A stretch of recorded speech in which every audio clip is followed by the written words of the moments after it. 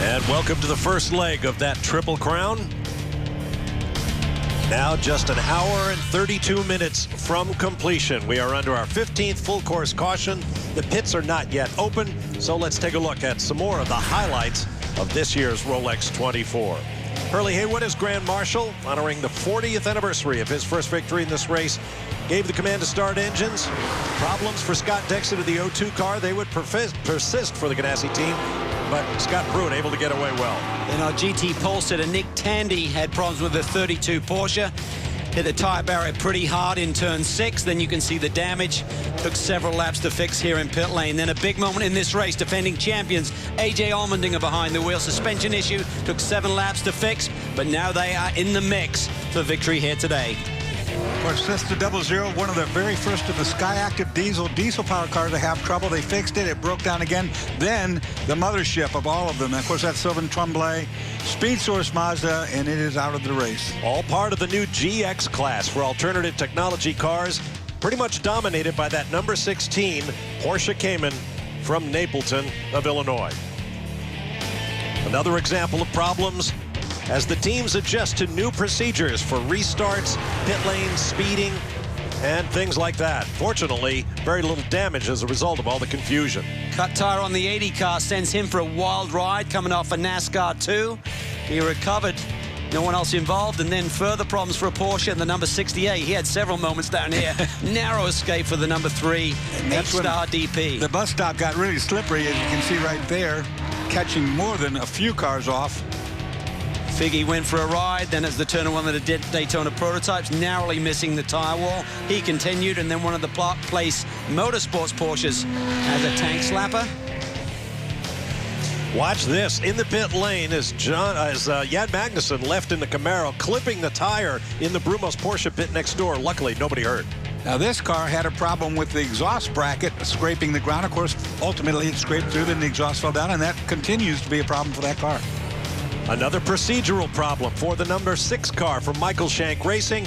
Shank wasn't clear on the rule, or he was clear. He thought the officials were unclear on the rule. Either way, you're always going to lose that argument.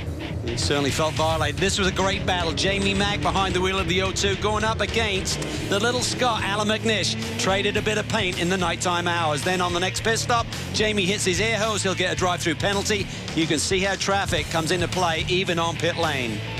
Pit stops have been a huge part of the competition in the race thus far. Keen. They're by 2. That's Barry Waddell from Skip Barber Racing, one of my old buddies. It's talking to AJ Allmendinger on the radio, coaching him through. Barry, a really good coach, by the way. How about that lap comparison for those two guys? Pretty tight, 300ths. 300ths of a second. It's nice to have somebody talk you through this when you're under pressure like this, too. Another set of eyes really helps. I think Montoya's car is now starting to hit the sweet spot. You can see it. Just holding these corners and these apexes a little bit better than he did on the opening lap. Now he gets aggressive on jumped on the throttle. They're starting to loosen up a little bit. Picking up the GT battle now, where we also have a nose-to-tail and side-by-side fight going on. Anthony Lazzaro in the 69 Ferrari. Rene Rast, in fact, the third-place car.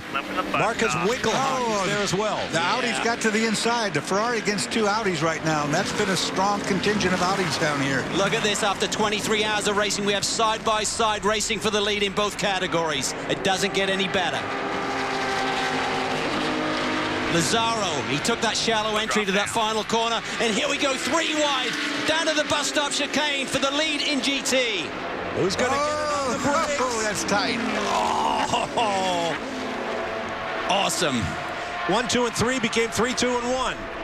We said Montoya's car's coming in. He's got half a car. He's going to take it in deep on the brakes. He has brakes to go. AJ takes it in even deeper. Squirming on the brakes. Allmendinger holds off Montoya. Fighting hard. AJ Allmendinger wants a second Rolex. That was right at the limit. You see the squirmingness on the braking? I mean, both those cars could have been in the fence just one little bit more. And look at that white 5 coming up. Joao Barbosa. Yeah, he likes this too. And in GT, Lazzaro takes the lead back in the Ferrari. He's really wide. Takes it in too deep. Gives the positions back. He's up in the dirt. This is 10. The 13 is around. Winkelhock spins it down in turn 1. Oh my my gosh. Wouldn't be a bit surprised if he didn't drop wheels in the grass to the inside. They were 3 wide down there.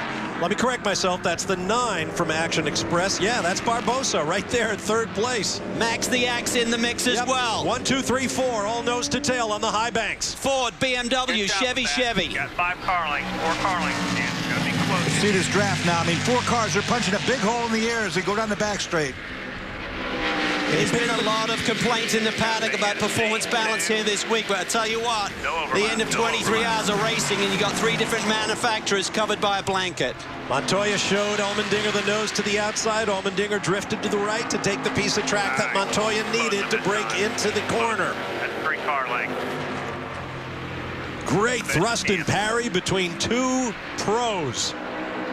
Here comes that BMW power again. There's not much you can do. AJ's going to drive it in down in 1. Guarantee he's done it every lap. He's got it. He's a little bit further ahead. He's going to try and clear him and tuck it down. Yep. Now you got to try to force him to go in too deep. Now AJ will try the outside. Juan's not going to let that happen. Wow, what a move by Allmendinger. He tries to go the outside of Montoya. Yeah, but he's going to get rubbed off if he gets out there. That's no man's land. That was going to be problems if he tried to hang there. Now he tries the outside. He'll try to switch back to the inside on the exit. Watch, he'll try to tuck in here. Barbosa sticks his nose in. I'm not sure even AJ is looking in those mirrors. He's just on the attack at the moment. But if he slips, Barbosa will be through. What a fight by Allmendinger, though. That was awesome. Yeah, it was. It's really tough when the guy's out driving you on the straightaway. There's not a great deal you can do at Daytona. This is the only racetrack we run at like this, so it might not be so pronounced, but at this racetrack, it's all about horsepower. Montoya's seen it happen to him. Remember back in 2009, David Donahue did a similar move on him right through this trioval to take the lead with just 40 minutes to go. Now we've got traffic ahead of the leaders. And that's the key. You got to keep the pressure on. You got to be close enough where if Montoya has a bobble in traffic, you are close enough to pounce. Able to clear the GT car. Here comes Max the Axe down the inside. He's going to go wide. He's going to be switched back. Leaves it really late. Chevy side-by-side trading paint. Barbosa said, no way, man. Great stuff. He had too much speed to stay down to the inside. He knew it. The switchback was perfectly executed. We talked about it yesterday. This would be a shootout in the final couple of hours. We expected more players in the game. We've got it. We've got 4. Down pit lane here. We don't need that violation. The key was, Bob, they didn't cut it too close. Sometimes you see these guys take a splash and it's not enough. It doesn't matter. If the number 10 car doesn't hit pit lane, they're not going to get victory anyway, so make sure you have enough fuel to get to the finish. Good call there. It's up to the 10 now. Can he make it? Have another lead change. And that is the 24 getting out in front of the 13, the 44, and the 52 for the GT lead. Oh, that will be it. Wow, what a performance by Albuquerque. He stayed out on worn tires and spread the gap to the rest of this GT field. Now he has it, and he has enough fuel on board. Great performance. But they're all bunched together.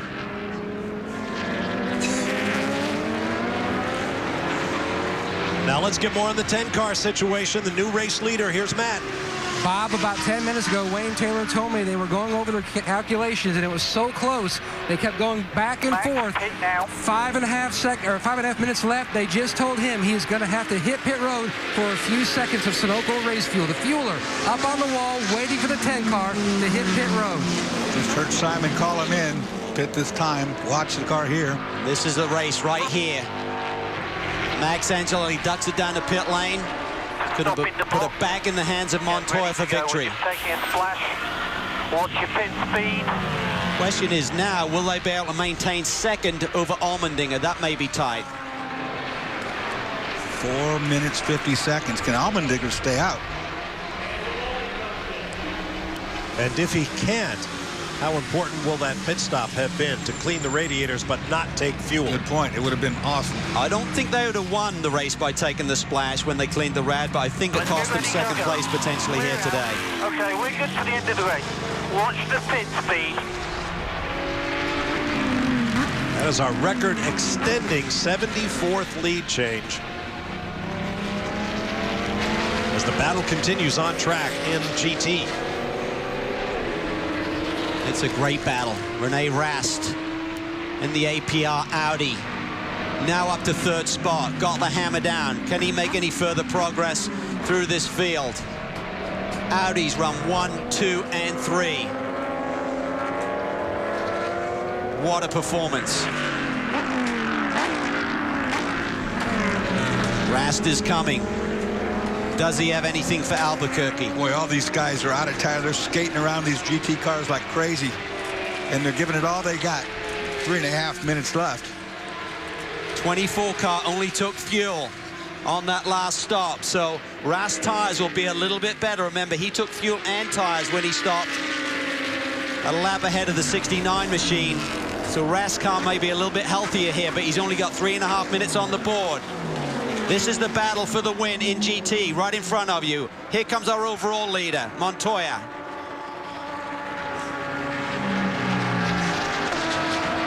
Oh, meanwhile, Wayne Taylor. He lives and breathes this. He really does. You thought he was joking when he said he might have a heart attack watching this race unfold? Maybe not. I think I saw about 6 different symptoms right there in that one picture. He is so passionate about his racing, so passionate about his son's careers, and he wants to represent his new partners in the best possible way. He was gutted when they qualified 12th the other day. He said, this is unacceptable. We put too much effort into this program to be qualifying 12th, but what a rebound. Juan Pablo held up a little bit between this big fight going on in GT. Nowhere for him to go as all the cars are in front of him are fighting for position. 2.5 minutes to go, and the leaders in the overall and the GT class are running within a few feet of each other. Question is the 13 Winkelhock, does he have enough fuel to get to the finish? He is really stretching it right now. He's on his 27th lap. We expect the white flag next time by. He's on fumes. And if the 01 gets around them, they'll have to go 1 lap less, which is going to happen right here. But something to consider, unlike when you have Audi Sport running the LMP cars, Dr. Ulrich can say, hold position. But you've got the 13 that he can't really tell to not challenge the 24, because those are individual teams that are fighting for individual glory. Interesting. Here comes Rene Rast with the fresher tires. I think he's going to finally get by up here. I think he's going to have a run here. He's been really good on the brakes down into the chicane up against the Ferrari. Now he goes Audi versus Audi. Winkelhock protects to the inside. Does he have enough? Tries the over and under, does Rene Rast. Difficult to do right here. He's got to really key on a good clean exit here out of the chicane. Winkelhock, though, has the hammer down and actually gaps him. Turns the tables. Winkelhock did a really good job on the second part of that chicane and got a better exit shot. Felipe Albuquerque continues to lead in the WeatherTech Audi.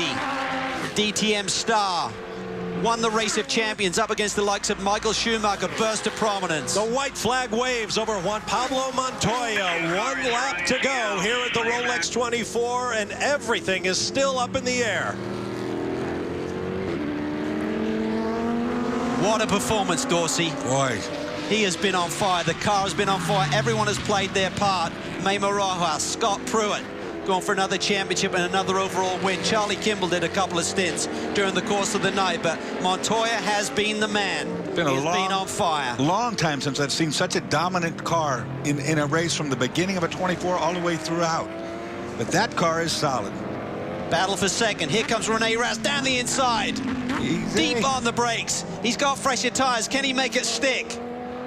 This will work because the next is a left-hander. Yep, he's got the line now and the position. Final lap of this race, though. He's only got about half a lap to try and catch Albuquerque for the win. Audi, Audi, Audi in GT. What a performance by those guys. Boy, oh boy, I want to tell you. GT has been fantastic race. So it's looking like another set of Rolex watches for the boys from Ganassi. There they are, Pruitt and Rojas on the pit wall, Charlie Kimball behind them. The other boys have watches. They'll just add to their jewelry boxes, but for Charlie Kimball, who came to this race never having shared a race car before, never having driven with a roof over his head, and never having driven at night, as the 13 slows in the battle for GT. Answers that question. Out of fuel. Charlie Kimball will pick up his first watch as Juan Pablo Montoya brings Chip Ganassi Racing with Felix Sabatis and their BMW Riley to victory at the Rolex 24 again. 5-4-8 And there is your winner in GT, Felipe Albuquerque, in the WeatherTech Audi from Alex Job Racing. High fives all around. What a performance.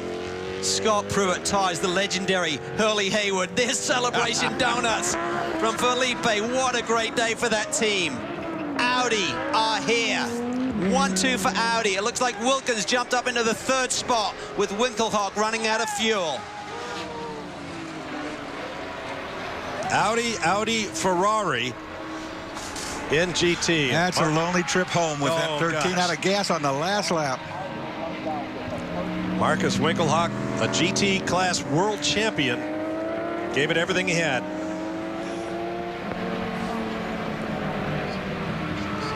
And there's your winner in GX. The Napleton Porsche Cayman in the hands of David Donahue has driven a long, long time to end this race. Will pick up the first victory in the new class. Not a mark on that car, front to rear, side to side. These guys have done their job. Well, that came off the Napleton showroom floor. What a performance by David Donahue and that whole group. David was pulling double duty here this weekend at DP as well. Great job.